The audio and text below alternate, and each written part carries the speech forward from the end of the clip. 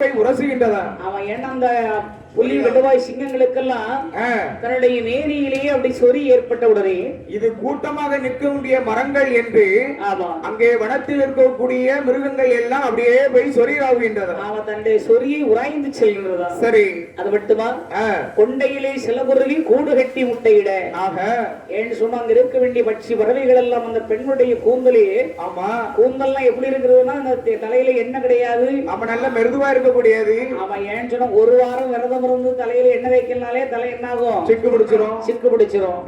ஆனா இந்த எண்ணெய் வைக்காம தலை கொண்டை கோரி முடியாம தவமை இருந்தா பாருங்க. சரிதான். அடிக்கின்ற காற்றை ஆகாரமாக உட்கொண்டு இருக்கக்கூடிய பெண்ணுடைய கூந்தல் அப்படியே சிக்கு பிடிச்சு அப்படியே என்னாச்சு, நல்ல ஒரு கூடு மாதிரி இந்த பெண்கள் இந்த வச்சி பறவைகள் தெரிஞ்சிருக்கு. சரிதான். அதில் போய் அமர்ந்து முட்டையிட்டு குஞ்சு உரித்து அங்கிருந்து வரக்காட்டி செல்கின்றது. அது மட்டுமல்ல, மேலும் அரைக்கு பெண்ணுடைய தவபெருமை அறிந்தால் அம்மையுமை பார்வதி, அதானே அப்ப வார்த்தாள் ஆதிசக்தி. ஆமா, ஆண்டவனே மகாதேவா, என்ன காரகத்திலே என்னை போல் 3 பெண்கள் தங்களை நாடி அறிய வரும் தவத்தை மேற்கொண்டிருக்கிறார்கள். அதானே தங்கள் வாராமுகம் போல் வீற்றிருக்கிற இறைவா, உங்களுக்கு இரக்கமையே என்பது கிடையாதா? அதானே தயவு தாட்சணியம் என்பது கிடையாதா? இரக்கமும் இருக்கு, தயவும் இருக்கு, தாட்சணியம் இருக்கு. அவன் ஏன் இப்படி நீங்க குழந்தைக்கு இன்னும் தாமதமாக இருக்கின்றீர்கள்?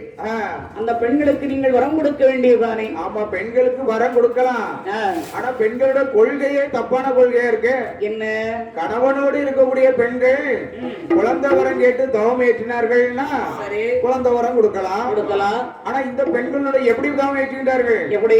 ஆணுக்கும் தனக்கும் சம்பந்தமே இல்லாம குழந்தை வரணும்னு கேக்குறாங்க. ஆடவர்கள் வேண்டாம் குழந்தை வேண்டும் என்று இருக்கிறார்கள். ஆமா, அப்படி நான் வரம் கொடுத்தேன். ஆனால் உலகத்தில் உள்ள எல்லா பெண்களும் ஆடவரே வேண்டான்னு தவம் இருக்க ஆரம்பிச்சிருவா. ஏன் சுவாமி? ஆமா, ஏற்கனவே ஆண்களுக்கு மதிப்பு கம்மி, ரொம்ப அதிகம். ஆமா, அதனால என்ன இந்த ஒரு வரம் நான் கொடுத்தேன்னு வையேன், என்ன உள்ள மதிப்பும் கெட்டு குட்டி சிவரா போகும். சுவாமி, ஏன் நீங்கள் ஆடவர்கள் இல்லாம குழந்தை வரம் கொடுத்தா தான் என்ன ஆகும்? ஆடவர் இல்லாம பெண்களுக்கு குழந்தை வரம் கொடுத்தால் ஏற்கனவே கணவனோடு இருந்து குழந்தை பெற்றாலே அந்த கணவனுக்கு மதிப்பு வீட்டுல கிடையாது. ஆமா, ஆடவர்கள் இல்லாமல் பிள்ளை வரம் நான் கொடுத்தேனே. ஆனால் பார்வதி, என்ன இந்த நாடறிய உலகறிய இப்படி ஒரு அதிசயங்கள் என்றைக்கும் நடந்ததுண்டா?